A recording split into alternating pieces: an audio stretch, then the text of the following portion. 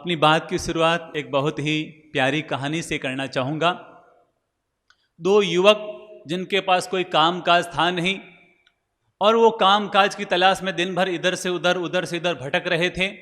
उनके मन में एक ही बात थी कि कहीं से भी जैसे भी कहीं जॉब मिल जाए, कोई काम मिल जाए ताकि हम अपनी आजीविका आराम से चला सकें। वो कोई भी काम करने के लिए तैयार थे। एक दिन वो लकड़ी की फैक्ट्री में गए काम काज की तलाश में। तो फैक्ट्री के मालिक ने कहा ठीक है, तुम यहाँ आ जाओ, लकड़ी काटने लकड़ी सुधारने का काम करो और जितना तुम काम करोगे उसके एवज में उतने रुपए मिल जाएंगे। ये सुनकर के युवक बड़े खुश हो गए। चलो जो भी मिला जैसा भी मिला, आखिर काम तो मिल गया। और वो अगले दिन घर से फैक्ट्री में आए अपने साथ दो कुल्हाड़ी लेकर के और फैक्ट्री मालिक से कहा कि हम काम करने के लिए तैयार हैं। और फैक्ट्री मालिक ने उन दोनों को एक अमुक जंगल में भेज दिया और कहा कि जाओ वहाँ पर पेड़ सुधार करके आओ और जितना तुम लकड़ियाँ इकट्ठी करके लाओगे उतने तुम्हें रुपए मिल जाएंगे। दोनों युवक रवाना हो गए। दिन भर खूब मेहनत की, खूब पसीना बहाया और सांझ को सारी लकड़ियाँ इकट्ठा करके वो फैक्ट्री मालिक के यहाँ पहुँचे और लकड़ियाँ दी और उसके एवज में रुपए ले लिए। बड़े खुश, बड़े प्रसन्न कि चलो आज से हमारा काम काज शुरू हो गया। अगले दिन फिर वही जंगल में जाना, लकड़ियाँ काटना और लकड़ियाँ देना, पैसे लेना, इस तरह उनका काम काज चल रहा था। तीसरे दिन उनके मन में आया कि यार केवल इतने पैसों से काम नहीं चलेगा, अब हमें और डबल मेहनत करनी चाहिए। तो फिर तीसरे दिन वो जम के मेहनत करने लगे, जम के। और मेहनत का परिणाम ये आया कि एक दिन पहले तो वो 10 पेड़ों की लकड़ियां ही इकट्ठा करके लाए, लेकिन अगले दिन वो 20 पेड़ों की लकड़ियां इकट्ठा करने में सफल हो गए। उनको डबल कमाई हो गई, बड़े खुश हुए। फिर वो अगले दिन फिर मेहनत करने के लिए गए। उनके मन में आया आज फिर हम ज़्यादा मेहनत करेंगे, ज़्यादा लकड़ियाँ इकट्ठा करेंगे और ज़्यादा रुपए कमाएंगे। और वो दिन भर मेहनत करते गए। लेकिन बड़ा आश्चर्य ये देख करके हुआ कि पिछले दिन तो वो 20 पेड़ों की लकड़ियाँ लेकर के आए थे, लेकिन आज केवल वो 18 पेड़ की लकड़ियाँ ही इकट्ठा करके ले आए। उनका चेहरा उदास हो गया। अरे आज मेहनत तो हमने डबल की और परिणाम और कम आया। वो उदास हो गए। लेकिन ठीक है, उन्होंने कहा जो हुआ जो ठीक है। अगले दिन फिर उन्होंने मन बनाया कि आज तो हम इतनी मेहनत करेंगे कि पिछले दिन से डबल काम करेंगे। और आज उन्होंने जम के मेहनत की। लेकिन शाम को ये देख करके आश्चर्य हुआ कि आज तो केवल वो 15 पेड़ों की लकड़ियां ही इकट्ठी कर पाए। चेहरा उदास हो गया, लटक गया। ये क्या, मेहनत तो हम डबल कर रहे हैं और परिणाम आधा ही आ रहा है। वो लटके हुए चेहरे से फैक्ट्री के मालिक के यहाँ पहुँचे और उसने दोनों का चेहरा देखा तो बड़ा आश्चर्य हुआ कि इतने उदास क्यों, इतने दुखी क्यों। पूछा इतने बेचैन नज़र क्यों आ रहे हो। तो उन्होंने अपनी कथा बताई कि क्या बताएं, हमने आज मेहनत तो बहुत की लेकिन परिणाम हमारे आधा ही हाथ लगा। जैसे ही मालिक ने ये सुना तो मालिक ने पूछा अरे तुमने कुल्हाड़ी में धार लगाई थी क्या, कुल्हाड़ी में धार लगाई थी क्या। ये सुनकर उनका माथा ठनका। अरे कुल्हाड़ी में धार लगाना तो भूल ही गए, कुल्हाड़ी में धार लगाना तो भूल ही गए। तब फैक्ट्री मालिक ने कहा कि काम करने से भी ज़्यादा जरूरी है पहले कुल्हाड़ी में धार लगाना। अगर कुल्हाड़ी में धार लगाओगे तो कम समय में ज़्यादा परिणाम उपलब्ध कर लोगे और धार नहीं लगाओगे तो परिणाम आधा ही आ पाएगा। तब उनको समझ में आया कि जितना जरूरी लकड़ी सुधारना है उससे भी ज़्यादा जरूरी कुल्हाड़ी में धार लगाना है, तभी जीवन में अच्छे परिणाम आ सकते हैं। ठीक वैसे ही हम भी अगर अपने जीवन में आगे बढ़ना चाहते हैं तो हमें भी अपनी इस बुद्धि में धार लगानी होगी। हमें भी अपनी इस बुद्धि में धार लगानी होगी। अगर हम बुद्धि में धार लगाएंगे तो आज हमें जितना परिणाम उपलब्ध हो रहा है उससे हम और 10 गुना परिणाम उपलब्ध करने में सफल हो जाएंगे। हम मेहनत तो खूब कर रहे हैं लेकिन बुद्धि रूपी कुल्हाड़ी में धार लगाना भूल जाते हैं, इसलिए हमें परिणाम नहीं आ पाता। तो आज हम समझते हैं कि हम अपनी बुद्धि रूपी कुल्हाड़ी में धार कैसे लगाएं। याद रखिएगा जीवन में 2 चीज़ों की बहुत जरूरत होती है, नंबर 1 शिक्षा और नंबर 2 ज्ञान। इन 2 पांखों के सहारे जीवन की यात्रा बड़े आसानी से पार हो सकती है। नंबर 1 शिक्षा और नंबर 2 ज्ञान। आजकल शिक्षा पर तो बहुत ध्यान दिया जा रहा है, रोज नई नई स्कूलें खुल रही हैं, नए नए कोर्स आ रहे हैं, हाई लेवल का एजुकेशन हो रहा है, लेकिन ज्ञान पर ध्यान कम दिया जा रहा है। इसलिए परिणाम ये आ रहा है कि लोगों की बुद्धि तो खूब बढ़ रही है, लेकिन वो बुद्धि सही जगह लगने की बजाय गलत जगह लग रही है। इसलिए आजकल हिंसाएं बढ़ रही है, लूटपाट बढ़ रहे हैं, चोरियां बढ़ रही है, दुराचार के केस बढ़ रहे हैं। क्यों? क्योंकि बुद्धि का विकास तो खूब हो रहा है, लेकिन बुद्धि के साथ साथ जो ज्ञान का विकास होना चाहिए वो नहीं हो रहा है। इसलिए हमें आज बुद्धि पर भी ध्यान देना चाहिए और उसके साथ साथ अपने ज्ञान को बढ़ाने पर भी ध्यान देना चाहिए। याद रखिएगा, अगर हमारे पास शिक्षा नहीं है, ज्ञान नहीं है, तो वो इंसान इस धरती पर केवल भार के समान है। वो इंसान इस धरती पर केवल भार है, जिसके पास ज्ञान नहीं है, शिक्षा नहीं है। सोचिए, केवल इस उदाहरण से नारी जाति जो पिछले 5000 साल तक दुबकी रही, केवल पुरुषों का अनुगमन करती रही, केवल पिछले 50 वर्षों में नारी को शिक्षा का अधिकार मिला, शिक्षा के क्षेत्र खुले, शिक्षा में प्रवेश हुआ। तो आप खुद सोचिए, पिछले 50 सालों में नारी ने आज जितनी तरक्की की है, उतनी वो पिछले 5000 सालों में भी तरक्की नहीं कर पाई। जैसे ही शिक्षा के अवसर मिलते हैं कि आदमी का विकास होना शुरू हो जाता है, तो आज हमें ये मन बनाना है कि हर व्यक्ति तक शिक्षा जरूर पहुंचनी चाहिए, हर व्यक्ति तक ज्ञान जरूर पहुंचना चाहिए। हमारे भारत में क्या स्थिति है? भारत में क्या स्थिति है? भारत में आज प्राइवेट स्कूल अलग होती है और सरकारी स्कूल अलग होती है।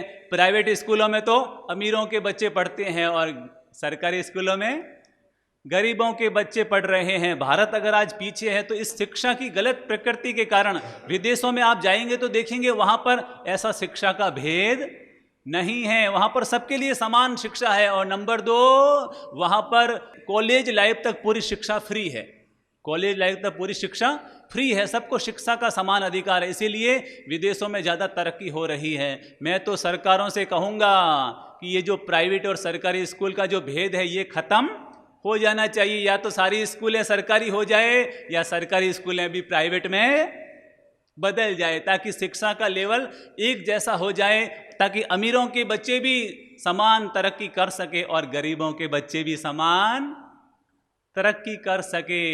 मैं तो महावीर बाग वालों से भी कहूँगा, इतना बड़ा परिसर है, यहाँ पर एक स्कूल जरूर होनी चाहिए।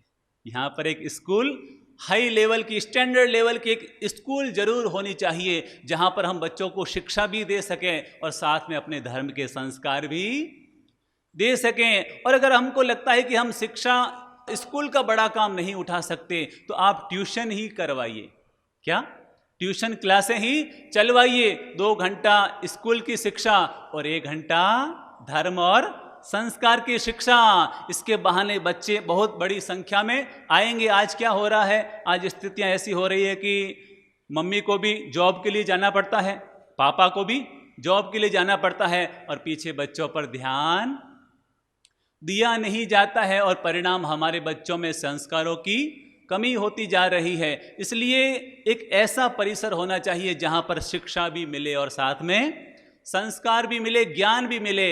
मैं उदाहरण देना चाहूँगा, अपने जो डोसी परिवार जो लाभार्थी है, उनकी बहू रानी श्रीमती सुनीता जी डोसी, उन्होंने अपने घर के ऊपर वाला फ्लोर पूरा ही शिक्षा के लिए समर्पित कर दिया। 4 बच्चों से शुरुआत हुई और मैं गौरव के साथ बताना चाहूँगा कि आज 100 बच्चे वहाँ पर शिक्षा प्राप्त कर रहे हैं। कितने बच्चे? 100 बच्चे फ्री में शिक्षा प्राप्त कर रहे हैं। 4 अध्यापकों को नियुक्त कर लिया, और जो बच्चे गरीब हैं और या फिर जो माँ बाप बच्चों पर ध्यान नहीं दे पाते हैं, वो बच्चे वहाँ पर आते हैं, पढ़ते हैं, शिक्षा भी मिल रही है और साथ में संस्कार भी मिल रहे हैं। तो हमें भी यहाँ पर एक ऐसा एक आयोजन शुरू करना चाहिए, ऐसा एक संकुल शुरू करना चाहिए जहाँ पर बच्चों को शिक्षा भी मिले। तो बच्चे शिक्षा के बहाने तो आएंगे, बच्चे फ्री शिक्षा के बहाने आएंगे, और शिक्षा के साथ साथ हम उन्हें संस्कार भी देने में सफल हो जाएंगे, तो हमारे अच्छे समाज का निर्माण हो जाएगा। अब मैं आता हूं कि शिक्षा के आगे 2 कदम है हमें ज्ञान की ओर बढ़ाना। अपने 2 कदम हमें आगे ज्ञान की ओर भी बढ़ाना चाहिए। और ज्ञान में आगे बढ़ने के लिए हमें रोज 20 मिनट अच्छी किताब पढ़ने की आदत जरूर डालनी चाहिए। 20 मिनट हमें स्वाध्याय जरूर करना चाहिए। भगवान श्री महावीर ने जो धर्म के 12 मार्ग बताए हैं, तपस्या के जो 12 मार्ग बताए हैं, उसमें एक मार्ग है स्वाध्याय का मार्ग। कौन सा मार्ग? स्वाध्याय का मार्ग। अगर हम अच्छी किताबें पढ़ते हैं तो उससे भी हमारे कर्मों की निर्जरा होती है और हमें सम्यक ज्ञान की प्राप्ति होती है। तो सोने से पहले हमें कम से कम 2 पन्ने, 4 पन्ने, 6 पन्ने पढ़ करके जरूर सोना चाहिए। आजकल हम लोग सोने से पहले क्या करते हैं? या तो व्हाट्सएप देखते हैं या फेसबुक देखते हैं। आज आप घर जाके देखिएगा, 1 घंटा आप व्हाट्सएप पे, फेसबुक पे लगाइएगा और 1 घंटा आप अच्छी किताब पढ़ने में लगाइएगा। और फिर उसके बाद आप मूल्यांकन कीजिएगा कि आपको क्या फ़र्क नज़र आता है। व्हाट्सएप, फेसबुक में केवल सूचनाएं मिलती है, केवल दिमाग में कचरा बढ़ता है। और एक अच्छी किताब पढ़ने से हमें किसी विषय का प्रॉपर ज्ञान प्राप्त होता है और हमारी दिमाग की कैपेसिटी बढ़ती है। तो इसलिए आधा घंटा ही सही, 20 मिनट ही सही, अगर आप अच्छी किताबों के लिए समर्पित करते हैं तो मानकर चलिए आपको पूरे दिन का विटामिन सी मिल जाएगा। यानी आपके दिमाग को विटामिन सी मिल जाएगा। आजकल क्या होता है, हम जब बचपन में होते हैं तो हमारी पढ़ाई की आदत होती है और जैसे ही शादी हो जाती है तो महिलाएं तो किचन में चली जाती है, तो ज्ञान से नाता छूट जाता है। और पुरुष लोग धन कमाने में चले जाते हैं तो उनका भी ज्ञान का नाता छूट जाता है। तो धन तो बढ़ जाता है लेकिन हमारा ज्ञान पक्ष कमजोर रह जाता है। इसलिए हमें धन के साथ साथ, दूसरे काम करने के साथ साथ अपने ज्ञान को भी बढ़ाते रहना चाहिए। अपना कुछ समय ज्ञान पर इन्वेस्ट जरूर करना चाहिए, क्योंकि याद रखिएगा इस दुनिया में ज्ञान एक ऐसी संपदा है, ज्ञान एक ऐसी संपदा है जो वापस 100 गुना करके हमें लौटाती है। कितना? 100 गुना करके लौटाती है। हम लोग धन के पीछे भागते हैं, हम लोग धन के पीछे भागते हैं, लेकिन मैं आपसे पूछना चाहूँगा कि धन ज्ञान से आता है या धन से ज्ञान आता है? ज्ञान से धन आता है, क्योंकि ज्ञान अच्छा होगा, नॉलेज अच्छा होगा, शिक्षा अच्छी होगी तो रुपये आने के द्वार अपने आप खुलते चले जाएंगे। इसलिए याद रखिएगा धन और ज्ञान में थोड़ा सा फर्क है। धन की रक्षा तो हमें करनी पड़ती है पर ज्ञान हमारी रक्षा किया करता है।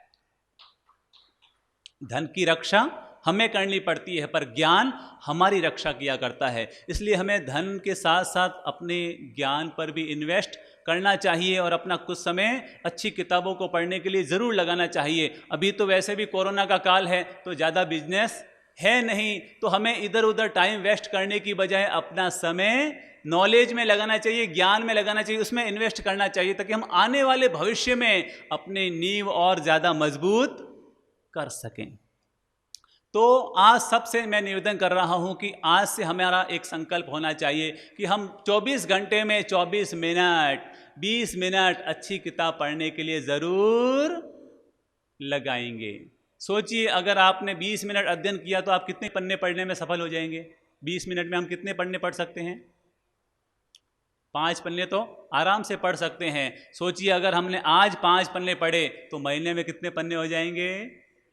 150 पन्ने। और साल में कितने पन्ने हो जाएंगे? कितने पन्ने हो जाएंगे? 1800 पन्ने हो जाएंगे। और सोचिए एक साल में हमें 1800 पन्नों का ज्ञान हो जाएगा और 5 साल में तो हम पारंगत विद्वान बन जाएंगे। केवल 5 साल में हम पारंगत विद्वान बन जाएंगे। हमारे गुरुदेव ज्ञान पर इतना ज़्यादा जोर क्यों देते हैं? ज्ञान पर इतना ज़्यादा, किताबों पर इतना ज़्यादा जोर क्यों देते हैं? क्योंकि याद रखिएगा हम मंदिर बनाते हैं तो 1 करोड़ का खर्चा होता है और उसका उपयोग करने वाले कितने लोग होते हैं? 50-100 लोग होते हैं। लेकिन एक किताब जीता जागता मंदिर होती है जो घर घर में जाती है और घर घर को मंदिर बना देती है। इसलिए हमारा ज़्यादा फोकस किताबों पर, साहित्य पर, ज्ञान पर ज़्यादा रहता है। तो हमें भी अपना फोकस इस पर ज़रूर करना चाहिए और अपना कुछ समय ज्ञान के लिए समर्पित करना चाहिए। एक शिष्य ने गुरु से पूछा कि हमें किसके उजाले में जीना चाहिए? तो गुरु ने कहा कि हमें सूरज के उजाले में जीना चाहिए। फिर शिष्य ने पूछा कि सूरज ना हो तो? तब गुरु ने कहा कि चांद के उजाले में जीना चाहिए। तब शिष्य ने पूछा कि चांद भी ना हो तो? तब गुरु ने कहा कि तारों के उजाले में जीना चाहिए। तब शिष्य ने पूछा तारे भी ना हो तो गुरु ने कहा हमें दीपक के उजाले में जीना चाहिए। शिष्य ने कहा दीपक भी ना हो तो। तब गुरु ने कहा कुछ भी ना हो तो हमें केवल ज्ञान के उजाले में जीना चाहिए, क्योंकि जहाँ ज्ञान का उजाला होता है उसका जीवन अपने आप ही प्रकाशित हो जाया करता है। तो आज बुद्धि तो खूब बढ़ चुकी है, लेकिन बुद्धि के साथ साथ हमें अपने ज्ञान पक्ष पर भी ध्यान देना चाहिए। आपने बीरबल का नाम सुना होगा, क्यों फेमस हुआ? बुद्धि के कारण। तेलानी क्यों फेमस हुआ? बुद्धि के कारण। हमारे अभय कुमार बुद्धि के निधान क्यों फेमस हुए? बुद्धि के कारण। और मारवाड़ी क्यों फेमस हुए? बुद्धि के कारण। बुद्धि तेज थी तो बाहर जाकर के भी उन्होंने अपने आप को स्थापित कर दिया। तो बुद्धि तेज होनी चाहिए। एक घटना बताना चाहूंगा कि एक मारवाड़ी नारियल पानी पीने की इच्छा हुई तो ठेले वाले के पास पहुंचा कि भैया नारियल का पानी कितने रेट का है? तो उसने कहा 50 रुपये। उसने कहा 50 रुपये, इतना महंगा? अरे पेड़ पर तो फ्री में मिल रहा है और तुम 50 रुपये दे रहा है। तो ठेले वाले ने कहा तो जाओ पेड़ पर चढ़ जाओ और पी लो, फ्री में चाहिए तो। जैसे ही उसने ये सुना तो मारवाड़ी को तैस आ गया, चुनौती मिल गई, तो वो पेड़ पर चढ़ गया। चढ़ते नारियल तक पहुंच गया और नारियल को तोड़ने की कोशिश करने लगा कि नारियल तो नहीं टूटा और पांव पेड़ से छूट गया और नारियल के ऊपर लटक गया। नारियल के ऊपर लटक गया। उसने कहा बचाओ बचाओ बचाओ। ठेले वाले ने कहा देखा सस्ते का परिणाम।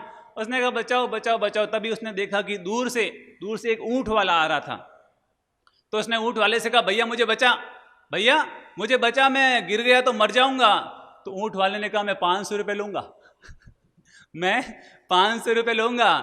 तो उसने कहा ठीक है बचा, अरे जान बची तो लाखों पाए, चल तू 500 रुपये ले लेना लेकिन मुझे बचा। तो ऊंट वाले ने कहा मैं ऊंट पर खड़ा हूंगा और फिर मैं तेरे पास आऊंगा, तू धीरे धीरे अपने हाथ ऊपर करूंगा और तेरे पांव पकड़ के धीरे धीरे तुझको नीचे ऊंट पर बिठा दूंगा। और वो ऊंट लेके आया, नीचे ऊंट पर खड़ा हुआ और उस मारवाड़ी के पांव पकड़ने की कोशिश करने लगा। और संयोग ऐसा बना कि जैसे ही उसने मारवाड़ी के पांव पकड़े कि ऊंट नीचे से खिसक गया। तो अब ऊपर मारवाड़ी और उसके नीचे ऊंट वाला लटक गया और दोनों कह रहे हैं बचाओ बचाओ बचाओ बचाओ। तभी दूर से एक हाथी वाला आया। तो मारवाड़ी ने कहा अरे हाथी वाले हमको बचा, मर जाएंगे। तो हाथी वाले ने कहा 1000 रुपये लूंगा। मारवाड़ी ने कहा अरे यार बचा तो सही। और हाथी वाले ने कहा मैं हाथी पर खड़ा होता हूं, मैं ऊंट वाले को पकड़ूंगा और इस तरह हम धीरे धीरे हाथी पर आ जाएंगे। और हाथी वाला खड़ा हुआ और जैसे ही ऊंट वाले का पांव पकड़ा के हाथी नीचे से खिसक गया। अब तीनों ही लटक रहे हैं और कह रहे हैं बचाओ बचाओ। फिर मारवाड़ी ने अपनी बुद्धि दौड़ाई और मारवाड़ी ने पहले ऊंट वाले से कहा अब तू 500 रुपये निकाल। उसने कहा काहे के 500 रुपये? फिर उसने हाथी वाले से कहा 1000 रुपये निकाल। उसने कहा काहे के 1000 रुपये? उसने कहा निकालते को नहीं निकालते हो, मैं पेड़ छोड़ रहा हूं। इसे कहते हैं मारवाड़ी, जहां ना पहुंचे रेलगाड़ी और वहां पहुंच जाए। तो हमारी बुद्धि में धार रहना चाहिए, हमारे ज्ञान में धार रहना चाहिए और हमें अपनी ज्ञान को बढ़ाने के लिए सदा तत्पर रहना चाहिए। एक बार बीरबल से अकबर ने पूछा बीरबल ये बताओ कि मेरे हथेली में बाल क्यों नहीं है? तो बीरबल तो बुद्धि का निदान था। उसने कहा शाहपना आप क्या दान बहुत देते हैं ना, तो देते देते आपके हथेली के बाल घिस गए हैं। तो फिर अकबर ने पूछा कि ये बताओ कि जो दान देते नहीं उनकी हथेली में बाल क्यों नहीं है? तो उन्होंने कहा कि वो दान लेते हैं तो लेते लेते उनके भी हथेली के बाल घिस गए हैं। फिर अकबर ने पूछा कि जो लेते भी नहीं है देते भी नहीं है उनकी हथेली में बाल क्यों नहीं है? तो उन्होंने कहा वो हाथ मसलते रह जाते हैं इसलिए उनकी हथेली में बाल नहीं है। कुल मिलाकर हमें अपनी बुद्धि में धार रखनी चाहिए और बुद्धि में अगर हम धार रखना चाहते हैं तो हमें हमेशा शिक्षा के प्रति और ज्ञान के प्रति हमेशा अपना समय इन्वेस्ट करते रहना चाहिए। अपना कुछ समय उसके लिए ज़रूर लगाना चाहिए। खुद में भी ज्ञान का प्रकाश फैलना चाहिए और हमारी वजह से औरों में भी ज्ञान का प्रकाश फैलना चाहिए। मैं तो कहूँगा बचपन में हम जिस स्कूल में पढ़े हैं हमें उस स्कूल के लिए भी अपनी ओर से कुछ आहुति जरूर देनी चाहिए। वहाँ पर कोई ना कोई कमरा जरूर बनाना चाहिए, प्याऊ बनानी चाहिए और नहीं तो वहाँ पर 10 टेबलों का ही दान कर देना चाहिए, पर अपनी ओर से वहाँ का जो ऋण हम पर चढ़ा है उसको वापस जरूर उतारना चाहिए। जिस स्कूल में हम पढ़े हैं उस शिक्षक का भी हमें सहयोग जरूर करना चाहिए। कुल मिलाकर हमें अपनी ओर से ज्ञान के प्रति भी सजग रहना चाहिए, ज्ञान बढ़ाने के प्रति भी हमें सजग रहना चाहिए। और अगर हम ज्ञान में आगे बढ़ना चाहते हैं तो हमें दो बातों का जरूर ध्यान रखना चाहिए। नंबर एक, हमें क्रोध, चिंता और ईर्ष्या, इन 3 चीज़ों को हमें छोड़ देना चाहिए, क्योंकि इससे हमारा दिमाग कमज़ोर हो जाता है। अपने बच्चों को बताइए कि एक बार गुस्सा करने से हमारे दिमाग के 10,000 ज्ञान कोशिकाएं जल करके नष्ट हो जाती है। तो इसलिए भूल चूक कर गुस्सा नहीं करना चाहिए। गुस्से के केवल 2 ही नुकसान हैं, बच्चों का दिमाग कमज़ोर हो जाता है और बड़ों का भाग्य कमज़ोर हो जाता है।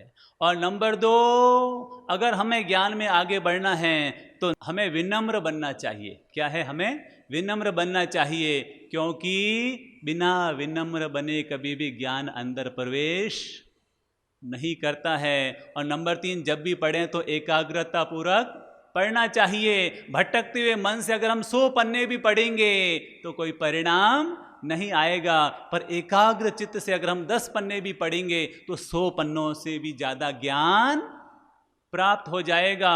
4R का फार्मूला बता रहा हूँ। कुछ लोग कहते हैं कि हमें ज्ञान नहीं चढ़ता है, हम सीखते हैं तो भूल जाते हैं। तो ये फार्मूला अपने दिमाग में नोट कर लीजिए, अपने बच्चों को भी आप बताइएगा। तो ये फार्मूला बड़े काम का है, इससे हमारे ज्ञान में अच्छे से अभिवृद्धि हो सकती है। 4R, नंबर 1 है रीडिंग। नंबर 1 क्या है? रीडिंग। नंबर 2 है रिवाइजिंग। नंबर 2 है रिवाइजिंग। नंबर 3 है रिमेंबरिंग। नंबर 3 है रिमेंबरिंग। और नंबर 4 है राइटिंग। क्या है? राइटिंग। नंबर 1 पढ़िए, नंबर 2 उसका रिवाइज कीजिए। मारवाड़ी में कहावत है ना कि पान सड़े घोड़ा अड़े और विद्या विसर जाए। अगर पान के पत्ते को ऐसे ऊपर नीचे नहीं करेंगे तो वो सड़ जाएगा, घोड़े को नहीं चलाएंगे तो वो अड़ जाएगा, और विद्या का रिवाइज नहीं करेंगे तो वो भी चली जाएगी। तो नंबर 1 पढ़ना, नंबर 2 रिवाइज करना, नंबर 3 याद करना, और नंबर 4 उसको लिख देना। तो ज्ञान बहुत ही मजबूत और पक्का हो जाता है। तो मैंने आज सबसे निवेदन किया कि नंबर 1 अपना कुछ समय ज्ञान के प्रति जरूर समर्पित करें, और नंबर 2 अपनी ओर से ज्ञान के विस्तार के लिए भी अपनी ओर से आहुति जरूर दें। जो भी समाज में पढ़े लिखे लोग हैं उनको आप आगे लेकर के आएँ और एक ऐसा प्रोजेक्ट बनाएं जिसमें हम अपने बच्चों को शिक्षा के साथ साथ संस्कार और सद्ज्ञान भी दे सकें, ताकि हमारा समाज और चहुमुखी उन्नति कर सके।